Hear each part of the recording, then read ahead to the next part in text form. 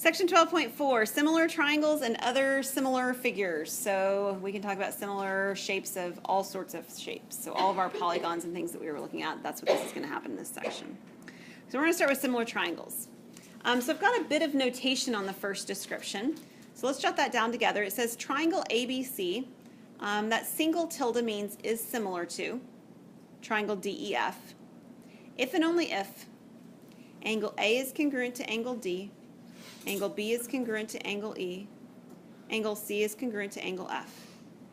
And we've got these ratios going on. So I'll read them and then I'll let you read them again as you write them. AB over DE equals AC over DF equals BC over EF.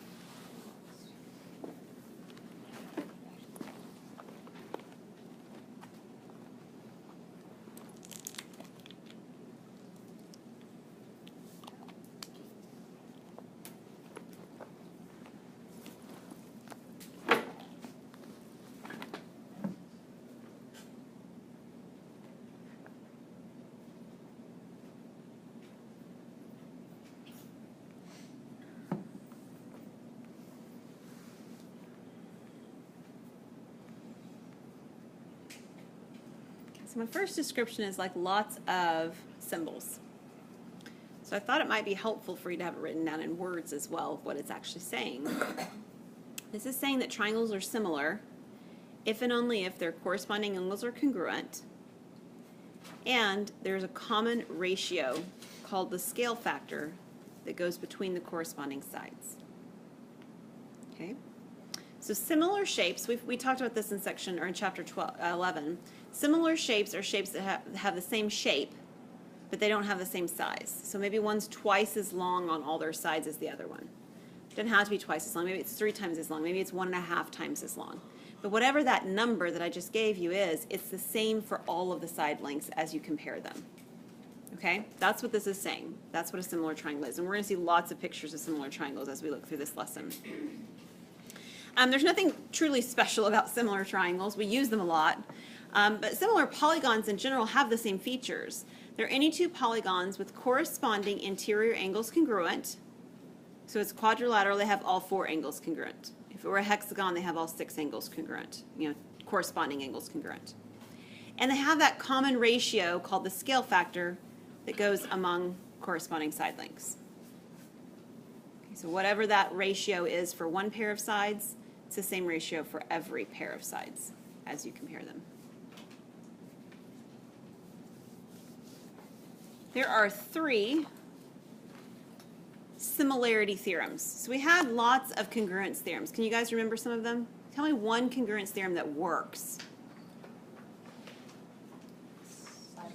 Side, side, side. That's the easy one because it's everything's the same. So if there's side, side, side always works. Do you remember which one didn't work that was similar? AA, right. Angle, angle, angle didn't work, right? Okay, so that's good. What's another one that you saw that worked? Do you remember? Side angle side worked. We've got another side angle side one in here as well. And we saw angle side angle, right? And angle angle side. If you were to take all the ones that worked and you were to compare what works, you would actually end up with the next 3 theorems that we have written down, these similarity arguments. Okay, so the first one is side, side, side. So we've got a side, side similarity argument just like we had a side, side, side congruent argument. Okay, so it says if corresponding sides of 2 triangles are proportional, then the triangles are similar. Okay, so obviously if they're proportional, they've got that common ratio, that sort of fits half of the description of what I meant by similar triangles anyway, right? So what this similarity argument is telling you is that that is enough, it's sufficient enough information to force the angles to have the correct relationship between them as well. Okay? It's enough. So here's an example of one right here. If we were to fill in the corresponding sides, okay, this one says that these are, if these are corresponding, you can see that there's a common ratio. So these are the same shape, but they do not necessarily have the same angle. I mean, they have this, they don't have, not necessarily, they don't actually, this particular diagram, they don't have the same side lengths. So if there is a common ratio, and if this is what they're telling you is that they do have this common ratio, they've marked so that you can see the angle measure at the bottom, angle P and angle A are congruent, angle B and angle Q are congruent, which automatically means that the other two are, right? C and R would have to be. They also see 4 and 6 and 7. So using the diagram as it's set up, this one's actually pretty nice because it's in the same orientation, right? Like it's the same picture right beside it. It's the same orientation of the triangle.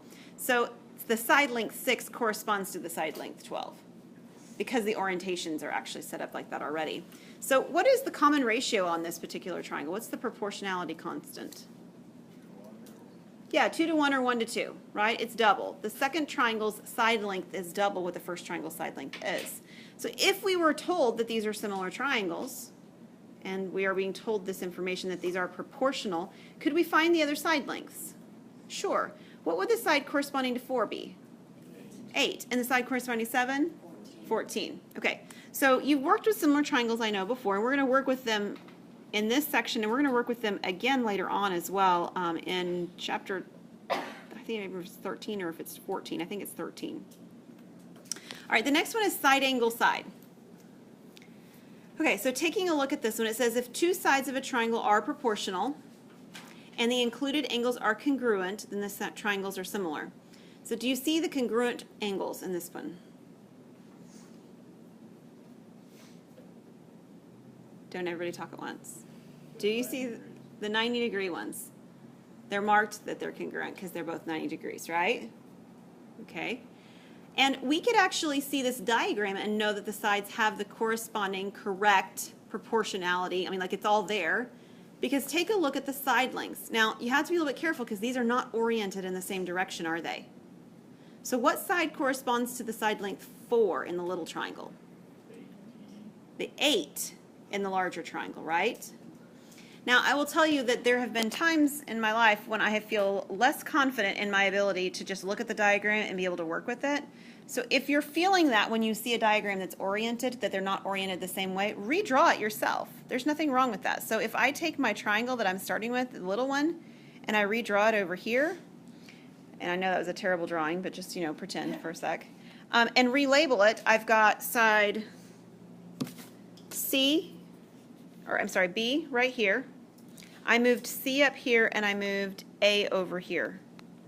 And I could relabel things. So here's my 90-degree angle, here's my 4, and here's my 3.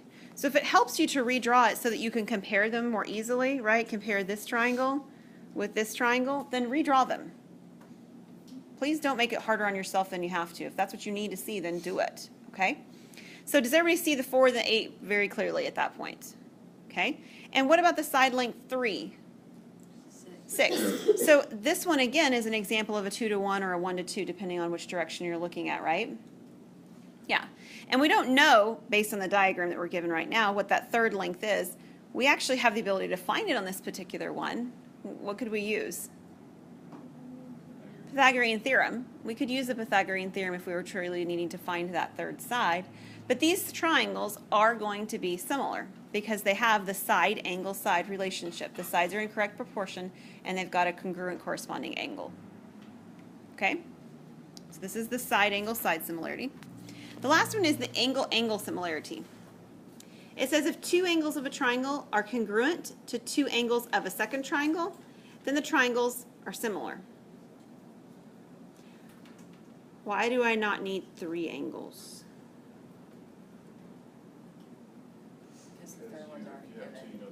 Yeah. Knowing 2 means you already know all 3, right? So that's why that's written that way. So you could call this angle, angle, angle. But really they're just saying if 2 of the angles are congruent, then the third one's going to have to be anyway. And so this is almost like the corresponding diagram is this one. This one said if I know the side, side, side, which gives me half of the definition, then I have similar triangles. If I know angle, angle, angle, which is half of the definition, I have similar triangles. So you only actually need to be able to prove half the definition to get the whole thing, right? Or you have this one sort of odd duck in the middle here where I can prove some very specific pieces of information from that, and it's sufficient to work as well. Okay? All right, so taking a look at this one's not a 2 to 1 ratio.